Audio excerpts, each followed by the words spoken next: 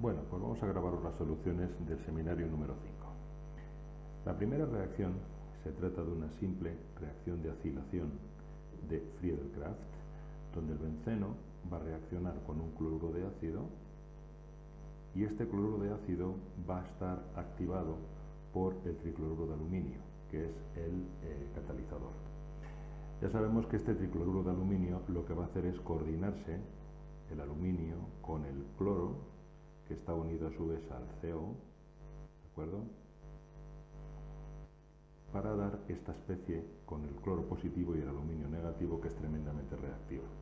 Es tremendamente reactiva porque al ser el cloro positivo, esta posición del carbono ahora va a ser muy electrófila y es la que va a ser atacada por el benceno. El benceno lo podéis atacar en cualquier posición, ¿de acuerdo? De manera que va a desplazar todo este grupo y se obtiene esta cetona, que era el compuesto A. ¿De acuerdo? Bien.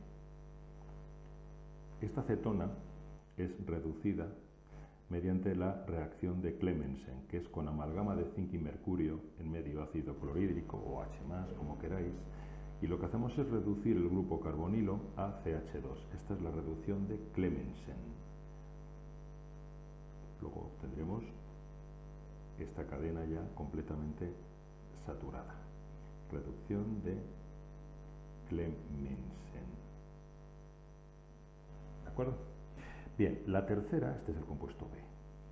La tercera reacción es una reacción radicálica con NBS, N-bromo-succinimida. Recordad, es una fuente de bromo en realidad. Es equivalente a utilizar el bromo. La gran ventaja es que el bromo es un líquido muy volátil, de muy difícil manejo, mientras que la NBS es un sólido cristalino que se maneja de maravilla en el laboratorio. Se tiene que calentar o poner luz ultravioleta, es lo mismo. El caso es que forma radicales, bromo. Y estos radicales bromo van a reaccionar en la posición bencílica, porque es donde se forman los radicales más estables. O sea que va a entrar exclusivamente en la posición bencílica. Esta es una halogenación bencílica. Repito, porque los radicales más estables, por resonancia, son los que se encuentran en la posición bencílica, están conjugados con el anillo aromático, ¿de acuerdo? Este es el compuesto C. Este compuesto C, posteriormente, es tratado de dos maneras. La primera reacción es simplemente con agua, que es un disolvente polar prótico, y como el bromuro que tenemos en el compuesto C, o sea, el compuesto C es un bromuro bencílico que forma estupendamente los carbocationes, pues entonces lo que se formará va a ser, en primera instancia, este carbocatión bencílico muy estable, también estabilizado por resonancia, que posteriormente será atacado por el agua para dar lugar a dos compuestos isómeros, dado que voy a crear un centro quiral y el carbocatión es plano, a través de una reacción de SN1. Se me van a formar los dos compuestos.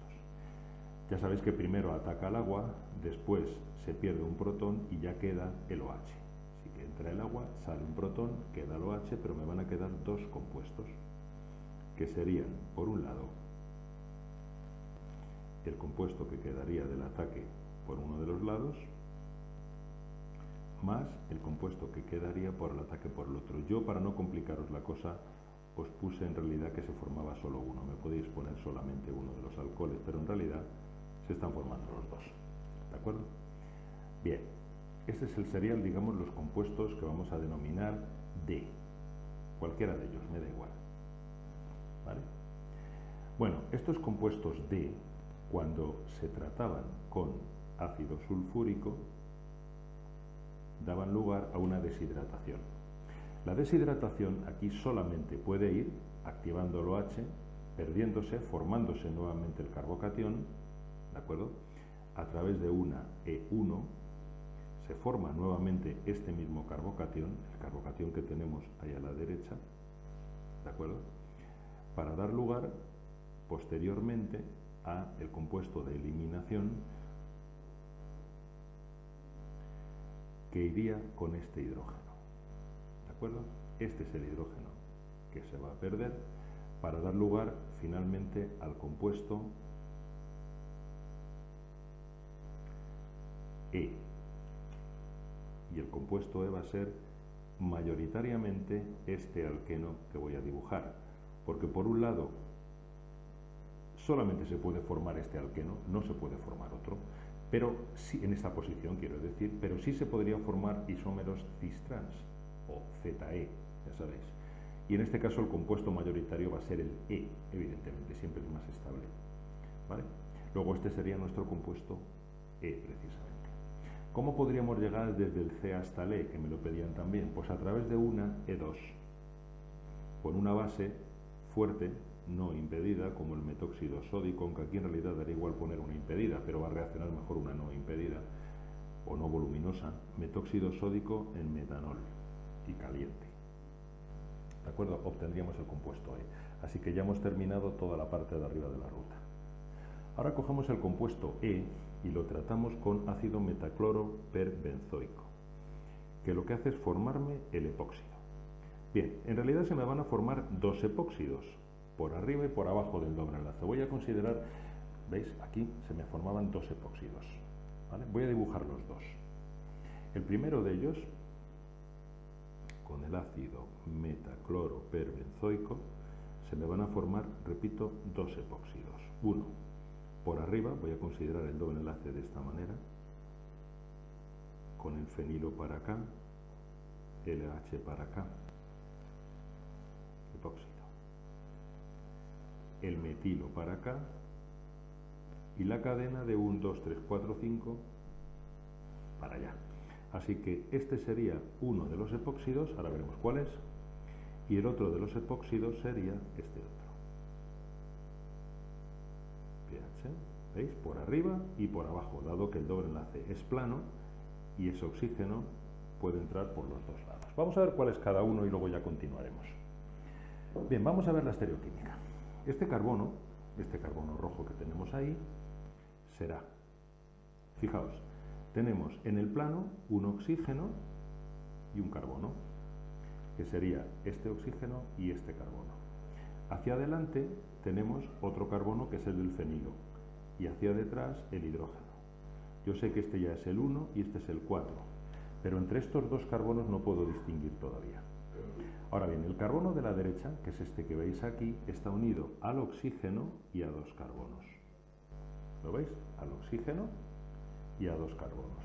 Mientras que el primer carbono del fenilo, como es un anillo aromático, está unido a tres carbonos.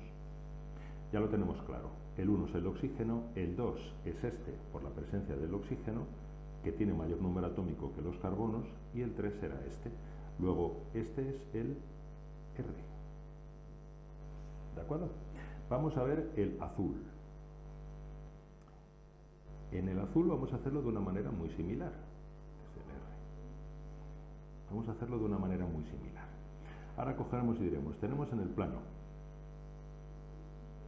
el oxígeno, tenemos en el plano el carbono y tenemos hacia adelante un carbono y hacia detrás otro carbono.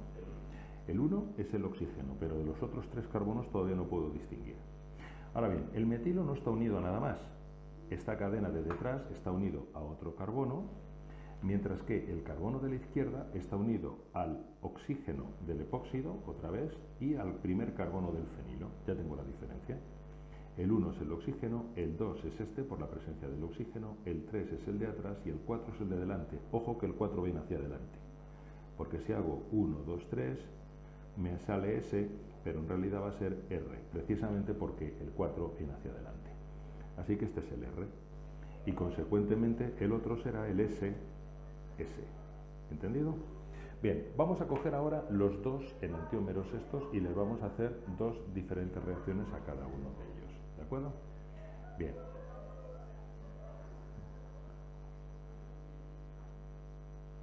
Vamos a verlo. Bien. Al primero de ellos, es decir, al RR, hemos dicho, le vamos a hacer primero una adición de agua en medio ácido.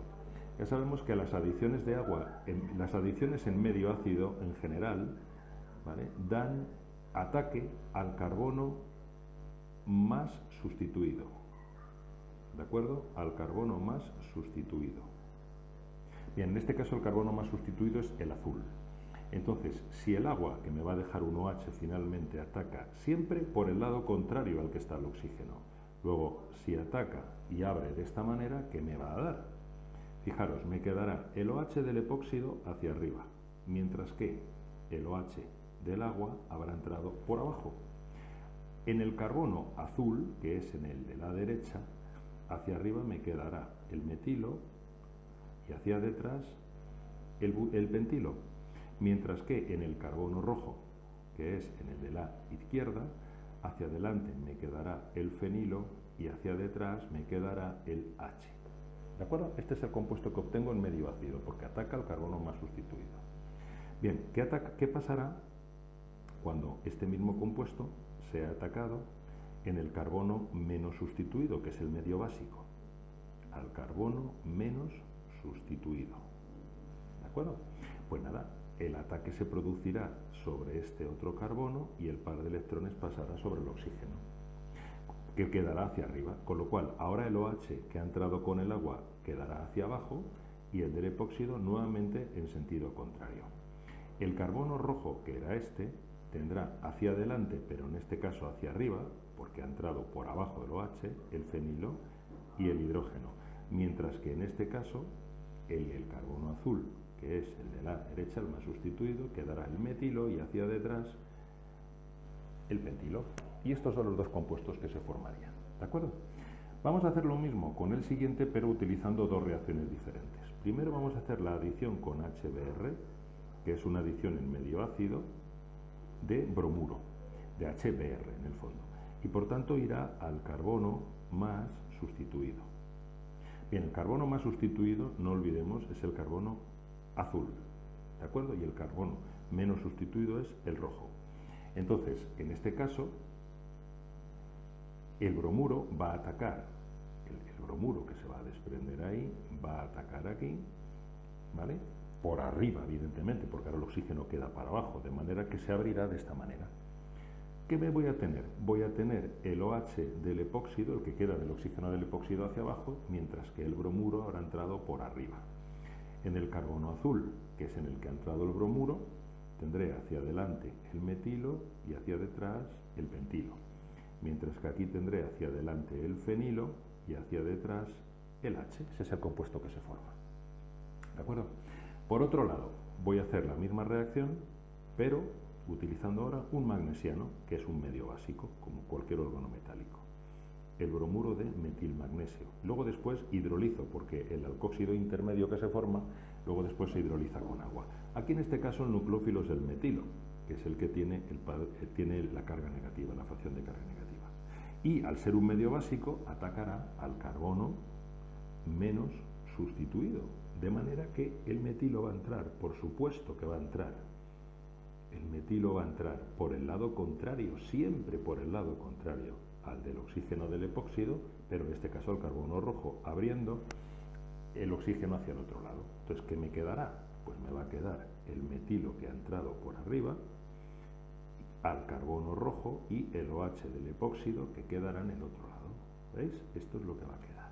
Y ahora, ¿cómo coloco los otros átomos? Pues ya va a ser muy fácil, porque hacia abajo quedará el fenilo y el H, si os fijáis en la posición de cómo está en la molécula, y aquí quedará el metilo y el pentilo. Y ya está. Estos son los compuestos que se formarían a partir del RR y del SS. Y tenemos terminado el primer problema. Segundo problema, aromáticos.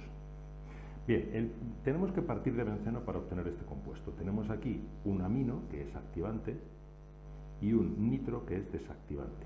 Como están en posición orto, yo no puedo meter primero el desactivante, porque entonces me entraría en metal siguiente. Por lo tanto, tengo que meter primero el grupo amino. El grupo amino lo tengo que meter siempre a partir de benceno haciendo primero una nitración con HNO3 y H2SO4, lo que se llama la mezcla sulfonítrica, para dar lugar al nitro. Pero este nitro no es el que después va a aparecer como nitro, porque lo tengo que reducir a amino. Lo reduzco con zinc y ácido clorhídrico, o con hierro y ácido clorhídrico, como quiera, o con cloruro de estaño también incluso. Me daría entonces ya mi grupo amino. Este grupo amino es activante, con lo cual me va a orientar en orto y en para. Pero ya sabemos que mayoritariamente va a la posición para, con lo cual, si yo quiero hacer la nitración aquí, no obtendría el compuesto que quiero, porque se me iría para. ¿Qué estrategia tengo que seguir? La del bloqueo de la posición para como ácido sulfónico. Entonces le voy a meter ácido sulfúrico fumante. Fumante significa que tiene SO3 disuelto. ¿Qué me da entonces? Me da el ácido sulfónico en la posición para, que luego quitaré. Ya tengo bloqueada la posición para. Y aquí tengo mi grupo amino. Ahora es cuando haré la nitración. Y ambos grupos ahora me van a orientar al mismo sitio, aunque en realidad el que orienta en realidad es el activante.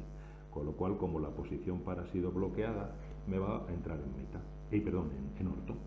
Y entonces lo que haré será meter en orto el grupo nitro justo al lado del amino, que era lo que quería. De esta manera he evitado que el grupo nitro se me meta en la posición para. ¿Qué es lo que hago ahora? Eliminar el grupo sulfónico con ácido sulfúrico a su vez, pero en este caso no es ácido sulfúrico fumante, de hecho es un ácido sulfúrico diluido, y obtenemos finalmente ya nuestro compuesto, que es justo el que queríamos, ¿de acuerdo? La ortonitroanilina, ya lo tenemos.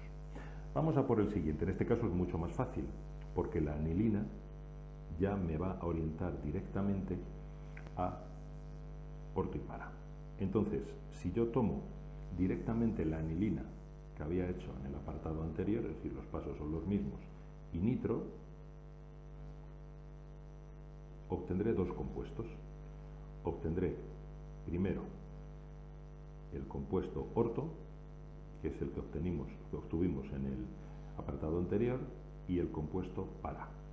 Pero el compuesto para va a ser mayoritario, así que me quedo con él. ¿De acuerdo? Mayoritario para. Me quedo con él, que era el que quería.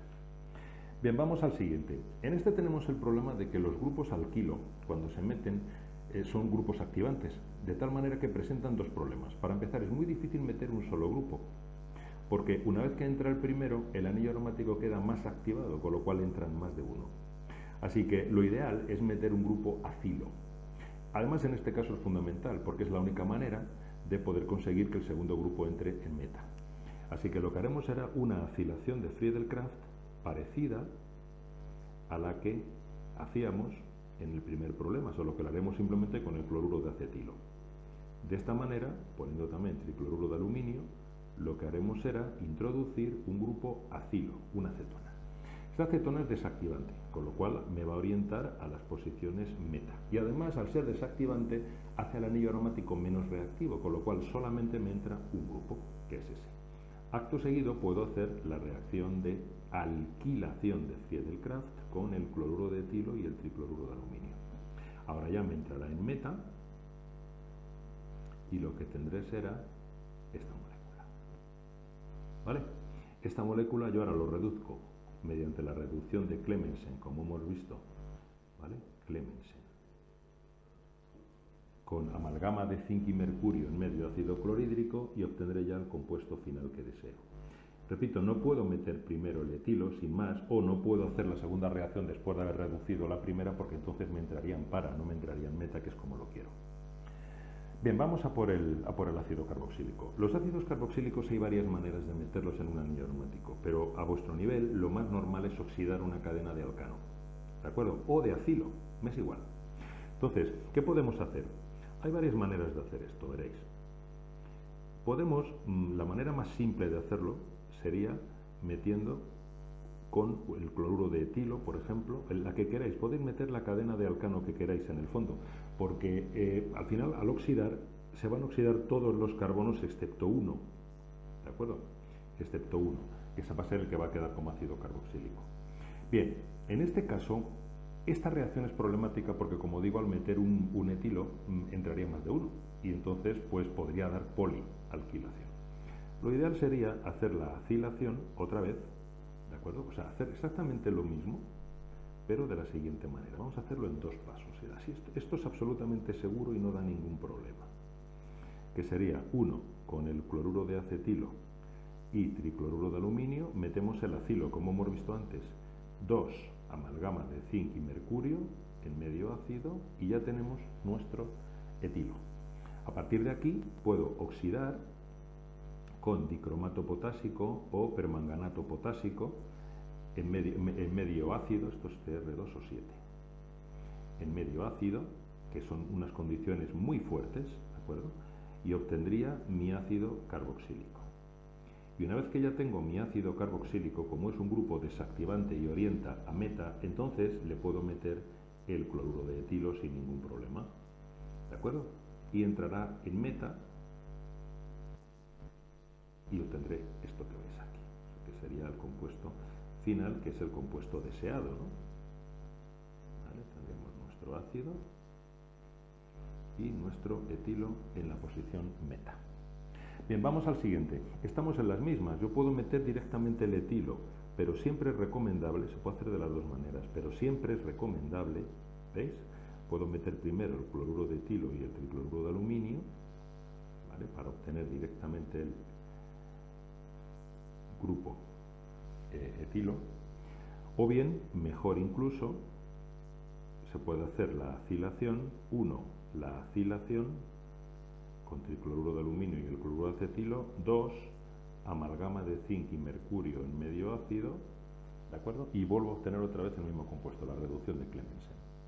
En este caso lo que voy a hacer es introducir ahora el nitro, porque al ser un grupo activante, meto el grupo nitro con la mezcla sulfonítrica y lo que haré será obtener preferentemente el compuesto sustituido en para, O2N.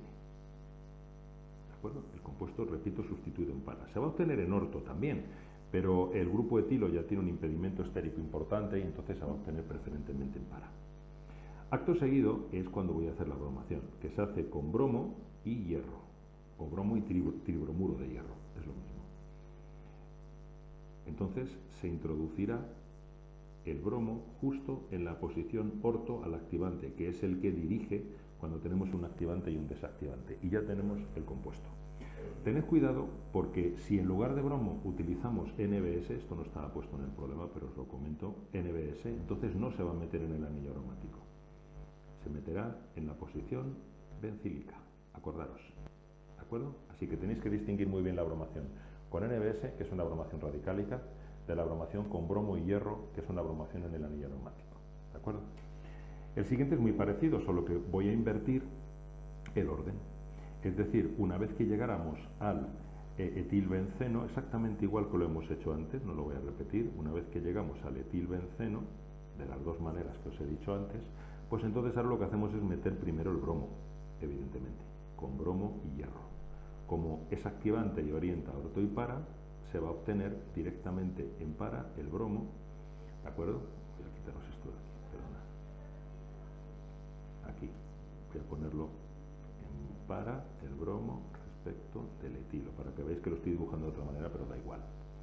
Y ahora posteriormente es cuando haré la nitración con ácido nítrico y ácido sulfúrico para dar lugar al correspondiente nitro derivado. En este caso, fijaros cómo, aquí podéis tener la duda de dónde va a orientar. El etilo orienta a orto y para, ¿de acuerdo? Luego, como la posición para ya está bloqueada, orientará a orto. El bromo también orienta a orto y para. ¿Cuál es la diferencia? Que el bromo es desactivante y el etilo es activante. Entonces, el que se va a llevar el gato al agua va a ser el etilo, que me orientará en una de estas posiciones. El bromo aquí no orienta, a pesar de que también orienta orto y para, pero es desactivante. ¿De acuerdo? Así que el que domina siempre, digamos, es el activante, así que se meterá en orto. ¿Entendido? Por eso he metido primero el etilo, no he metido primero el bromo. Vale, perfecto.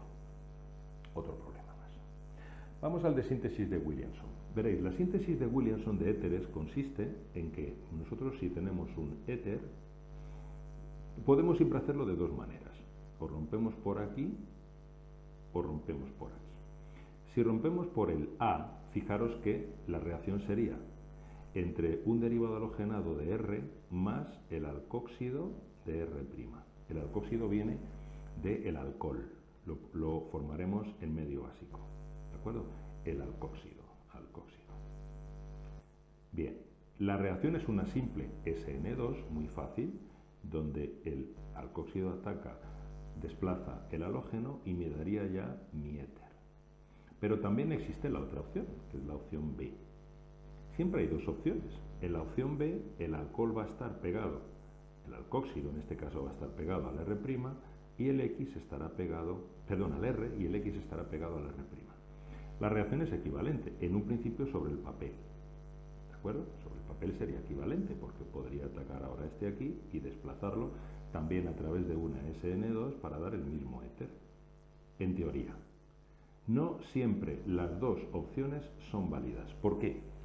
Porque el alcoxido es al mismo tiempo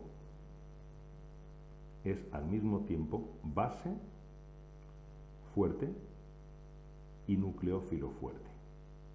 Entonces, dependiendo del derivado halogenado que yo utilice, me puede dar E2 o SN2, o sea, que actúe como nucleófilo o que actúe como base. Yo quiero que actúe como nucleófilo, porque el éter se me forma cuando hay una SN2, no cuando hay una E2. Cuando hay una E2 lo que se forma es el alqueno. Bien, entonces, ¿qué tengo que hacer? Tendré que utilizar un derivado halogenado que me favorezca la SN2 y no me favorezca la E2. Sabemos que los derivados halogenados que dan muy bien la E2 con bases fuertes son los secundarios y sobre todo los terciarios. Esto implica que el derivado halogenado que yo tengo que utilizar para formar un éter por reacción de Williamson ha de ser primario. ¿De acuerdo? Así que no siempre va a ser válida. El primer compuesto, válidas las dos opciones, quiero decir. ¿Veis? Aquí tengo dos opciones. Si pongo el derivado halogenado aquí y el alcoxido en el otro lado, el derivado halógeno sería secundario. No me vale, porque daría la eliminación. Luego voy a poner el derivado halogenado aquí. ¿De acuerdo? Que sería primario y el oxígeno en el otro lado. Así que la estrategia en este caso sería: tomo el alcohol pegado al ciclohexano, lo trato con hidruro sódico para obtener el alcóxido sódico, y este alcóxido sódico lo hago reaccionar con un yodo derivado o cloro o bromo, como queráis. Primario, esto es lo importante, primario, para que se dé fundamentalmente la SN2 y no se dé la eliminación. El ataque es muy fácil, el oxígeno va a atacar ya esta posición y elimina el yodo, sale como grupo saliente, de manera que ya tengo mi compuesto. Bien, si hubiera hecho la reacción al contrario, para que lo veáis, es decir, si hubiera utilizado justo la estrategia inversa, es decir, si hubiera cogido el yodo derivado y lo hubiera hecho reaccionar con el alcóxido del alcohol primario que vendría del alcohol correspondiente, entonces en este caso la reacción que se hubiera dado fundamentalmente no hubiera sido la sustitución, hubiera sido la eliminación E2. ¿De acuerdo? Con lo cual no hubiera dado el compuesto que queréis, porque lo que hubiera dado es el alqueno y hubierais recuperado vuestro alcohol. Pero no es lo que vosotros queréis, porque vosotros lo que queréis es obtener vuestro éter. No olvidéis. Así que lo que queréis es una SN2, no queréis la E2. ¿De acuerdo? Por eso tenéis que utilizar siempre el derivado halogenado primario. El segundo es más claro aún. Fijaros, en el segundo tengo, ¿de acuerdo? Tengo un carbono más. Aquí obligatoriamente tengo que romper por aquí, porque este carbono es terciario y jamás debe ir el halógeno, nunca. Me daría 100% eliminación. Entonces la única estrategia posible consiste en utilizar el terbutanol, ponerle hidruro sódico, formar el terbutóxido, y aquí, hombre, no es una reacción fácil, porque incluso con primario puede dar eliminación, pero es que esta es la única opción que voy a tener para poder obtener algo del éter. ¿De acuerdo? Utilizar un derivado halogenado primario, repito. ¿Vale? Entonces tendría aquí ya O1, 2, 3, 4. Esta sería la única opción. También me va a dar la E2, porque al ser un derivado halógeno primario es que está tan impedida la base esta que va a ser muy difícil que ataque como nucleófilo, pero la única opción que tengo para que se obtenga este éter es utilizar el derivado halogenado primario. ¿De acuerdo? Bien, el tercero de ellos es mucho más sencillo porque se trata de un fenol. Cuando tengáis un fenol, o sea, cuando tengáis un anillo aromático, quería decir, siempre tenéis que mantener el oxígeno unido al fenol. al anillo aromático para dar un fenol. Quiero decir, aquí solamente tenéis una ruptura, no dos. ¿De acuerdo? Porque el halógeno unido al anillo aromático nunca va a dar reacciones de sustitución, nunca. Entonces, la única opción posible que tenéis es tomar el fenol, el oxígeno siempre unido al anillo aromático. En este caso no hace falta ni siquiera hidruro sódico. Como el fenol es mucho más ácido que los alcoholes normales, basta con poner sosa, aunque podéis poner también, si queréis, hidruro sódico. Obtendríais el fenóxido, ¿de acuerdo? Obtendríais el fenóxido, que acto seguido lo haríais reaccionar con el yoduro, por ejemplo, de propilo. La reacción es muy sencilla, es una simple reacción de SN2 de ataque nucleófilo y se formaría vuestro compuesto. ¿De acuerdo? Ya lo tendríais. Y en el último tenemos dos anillos aromáticos, pero ya veréis cómo no son iguales, porque uno de ellos está unido directamente al oxígeno y el otro no. Así que el primario me va a venir dado por aquí, por este. Ahí es donde yo necesito mi halógeno. La reacción va a ser similar a la anterior. ¿De acuerdo? Similar a la anterior. Va a ser la siguiente. Tomo el fenol, que será el anillo aromático de la izquierda, le pongo sosa, por ejemplo, o hidruro sódico, repito, y me daría el fenóxido. Fenóxido sódico, evidentemente. Y ahora la haré reaccionar, por ejemplo, con el cloruro de bencilo.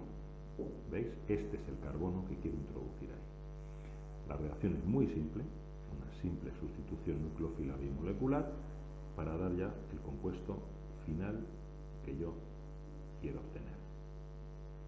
¿De acuerdo? Ya está. Esta es la síntesis de Willison. Así que acordaros, la clave está en ir buscando siempre el derivado halogenado primario y el alcóxido por el otro lado. Nunca el derivado halogenado ni secundario ni terciario, porque darán fundamentalmente la reacción de eliminación y no es lo que quiero. Bien, vamos a ver ya por último varias reacciones, 3 de epóxidos y una de éteres. La reacción esta primera es una reacción muy simple de éteres que consiste en lo siguiente. El oxígeno del éter tiene un par de electrones y como estamos poniendo un ácido muy fuerte como es el bromhídrico y además en exceso, ¿de acuerdo? Lo primero que va a ocurrir es que este protón va a coger un protón de aquí y va a liberar un bromuro, exactamente igual a como si fuera un alcohol, ¿no? Se va a activar. Se activa y queda cargado positivamente. Ha soltado un bromuro. Este bromuro es muy nucleófilo y lo que va a hacer es atacar aquí, soltando el alcohol. Luego ya tenemos nuestro compuesto final. Será el fenol más el bromuro de etilo. Si en lugar de un anillo aromático hubiera tenido otra cadena de alquilo, entonces el alcohol hubiera vuelto a reaccionar exactamente igual y se me hubiera formado el otro bromo derivado también, pero no es el caso. Bien, aquí tenemos un epóxido, como hemos visto antes. El epóxido, ya sabéis que va a tener un carbono, en este caso más sustituido, que es el rojo, el de la derecha, y un carbono menos sustituido, que es el azul. El ataque en medio básico siempre se produce al menos sustituido y el ataque al medio ácido siempre al más sustituido. Y siempre por el lado contrario al que se encuentra el oxígeno, con una apertura que se llama anti. En este caso es un ataque en medio básico donde el fenilo, que es el carbono, el nucleófilo, es el que va a atacar al carbono azul, al menos sustituido, con apertura hacia el oxígeno, que finalmente cogerá un protón del agua. Entonces el resultado es el siguiente. El fenilo, que es el que ha entrado por debajo, dejará al OH del epóxido hacia arriba. ¿De acuerdo? En el carbono rojo, que es este, porque el azul no es un carbono quiral, ya estáis viendo que tiene dos hidrógenos. Pero en el rojo, ¿qué tendremos hacia adelante? El metilo. Ya está. Y hacia detrás, por si queréis ponerlo, el hidrógeno. Ese es el compuesto que se forma. Vamos al siguiente. El cianuro también es un medio básico, cianuro en agua.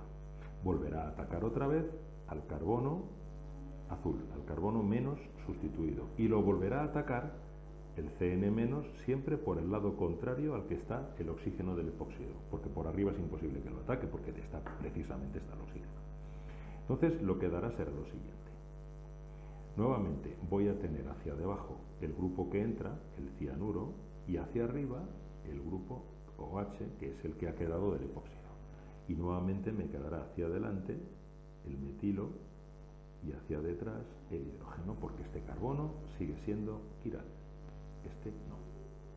¿De acuerdo? Ahora tenemos aquí otro epóxido diferente que lo vamos a atacar en medio ácido, con lo cual ahora en el medio ácido va a atacar al carbono más sustituido, que es el azul. El bromuro, en este caso, que es el que va a atacar, aquí el bromuro va a atacar al azul con apertura hacia arriba del OH. Muy bien, ¿qué me quedará entonces? Me va a quedar el OH hacia arriba, en el carbono rojo, que ahora no es quiral, y en el carbono azul, que sí es quiral, me va a quedar hacia abajo el bromuro, que es el que ha atacado. Si ha entrado por abajo, me habrá empujado hacia arriba al metilo, que quedará para adelante, y al etilo, que quedará para atrás. Y ya está.